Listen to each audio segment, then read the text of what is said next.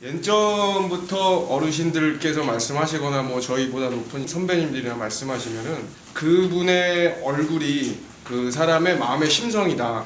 착하고 긍정적인 생각을 항상 하면은 그 얼굴이 항상 온화하고 편안해 보이고, 그다음에 악한 생각을 갖거나 부정적인 생각을 가지면은 얼굴에서 표현하는 것이 정말 안 좋게 보인다라고 이렇게 얘기를 많이 들었고요. 예를 들자면은 드라마나 영화에 보면은 좋은 역할을 맡으신 분들은 항상 얼굴이 밝고 온화하고 그런 얼굴을 가진 배우분들이 하시고, 또 범인 역할이나 악한 역할을 하시는 분들은 정말 우리가 봐도 정말 강력범 같은 얼굴들을 가진 분들이 이제 역할을 하시거든요.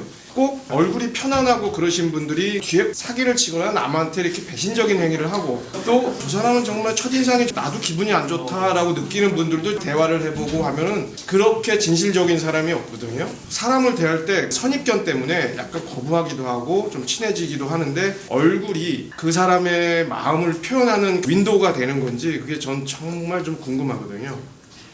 네, 좋은 질문입니다. 한번 제가 묻겠습니다.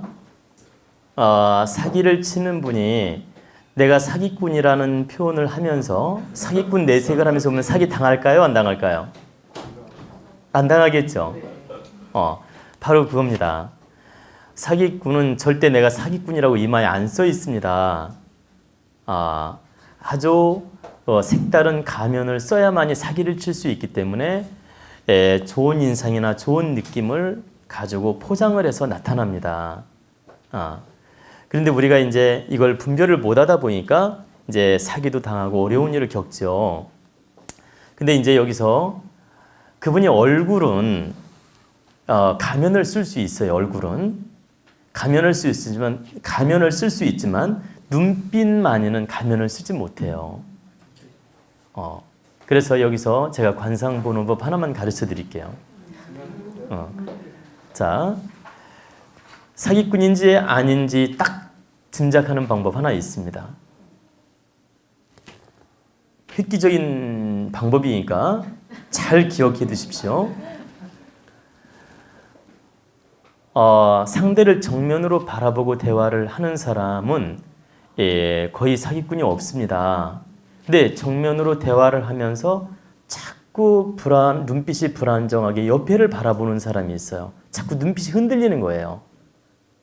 그러니까 막 웃으면서 이야기하는데도 주변을 자꾸 옆에를. 그러니까 정면을 바라보고 대화를 하는데 자꾸 불안정하게 옆에를 보고 눈빛이 자꾸 왔다 갔다 하는 거 있잖아요. 눈동자가. 이게 불안정하게 느껴질 정도로 왔다 갔다 하는 분이 있어요. 자꾸 주변을 살피고 이렇게 자꾸 이렇게 막 대화하는 여기를 하면서도 자꾸 눈빛이 왔다 갔다 해요. 그러면 그런 분들은 인상이 아무리 좋아도 지금 마음을 속이고 있다는 겁니다. 그래서 그렇게 눈빛이 불안정하거나 눈빛이 너무 지나치게 왔다 갔다 할 때는 이것은 필시 그분은 반드시 마음을 속이고 있는 거니까 조심해야 됩니다. 그리고 이제 두 번째는 아까 인상이 좋은데도 아까 이렇게 사기를 당할 수 있지 않느냐고 말씀하셨죠.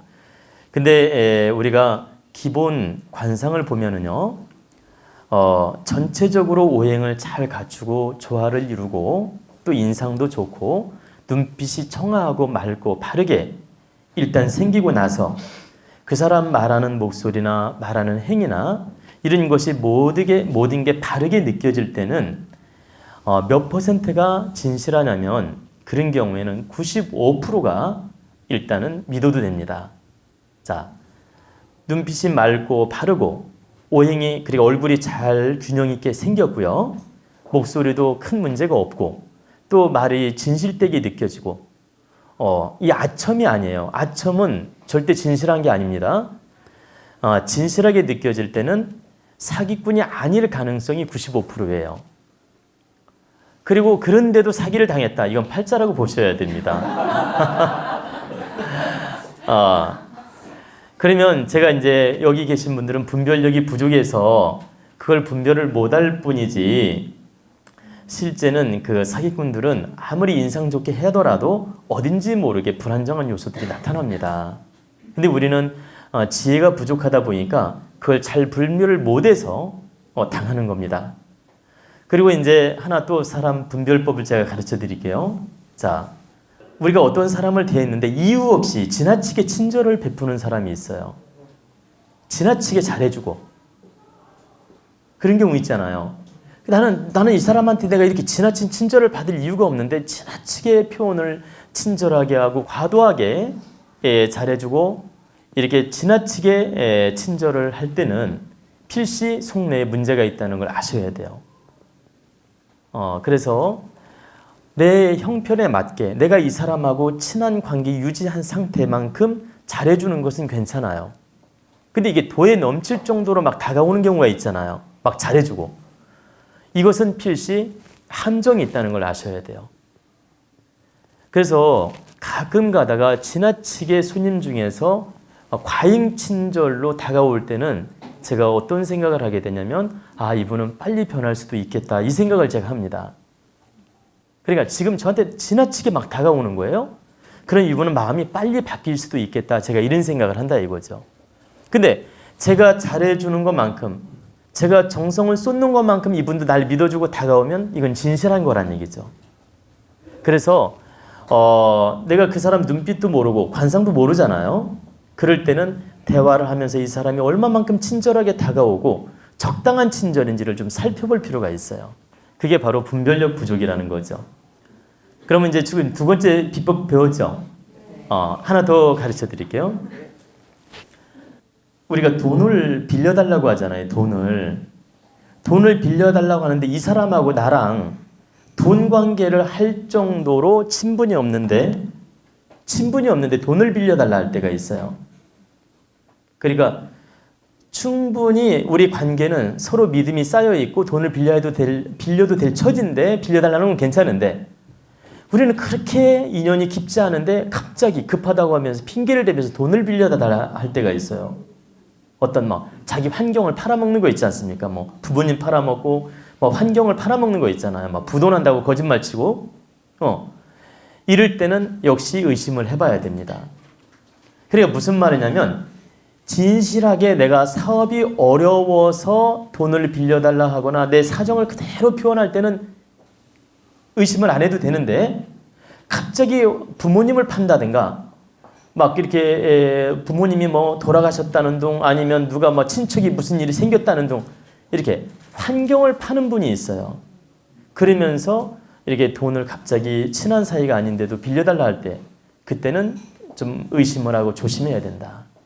그래서 우리는 세 가지로 1차적으로 분별을 해보라는 뜻입니다. 자, 뭐라고 했습니까? 첫째, 눈빛이 많이 정면으로 바라보지 못하고 흔들릴 때. 그리고 두 번째가 과잉 친절할 때. 그 다음에 세 번째는 주변 사람을 핑계대면서 돈을 빌려달라고 할 때. 그러니까 방법이 이거예요. 나는 사업이 이러저러해서 구체적으로 설명하는 거예요. 구체적으로 나는 지금 사업이 이러저러한데 얼마가 필요하고 얼마가 부족하고 이걸 구체적으로 설명을 하면서 증빙서류를 갖다 보여주면서 빌려달라 할 때는 믿어도 된다 이거죠. 근데 아무것도 증거는 보여주지 않아요. 그냥 추상적으로 핑계를 대는 거죠. 그때는 의심을 해야 된다. 아시겠죠?